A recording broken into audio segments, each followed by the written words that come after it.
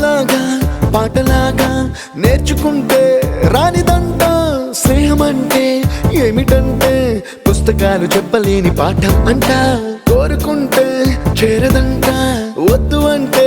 వెళ్ళదంట నేస్తమంటే ఏమిటంటే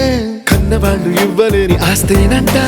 ఇస్తూ నీకై ప్రాణం పంచిస్తూ తన అభిమానం నీలో ప్రతి ఒంటరి తరుణం చెరిపేస్తూ ఎన్నో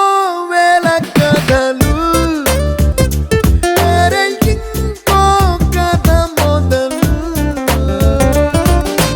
छोटी छोटी छोटी छोटी छोटी छोटी बातें छोटी छोटी बातें बातें मीठी मीठी मीठी मीठी मीठी मीठी यादें मीठी मीठी यादें यादें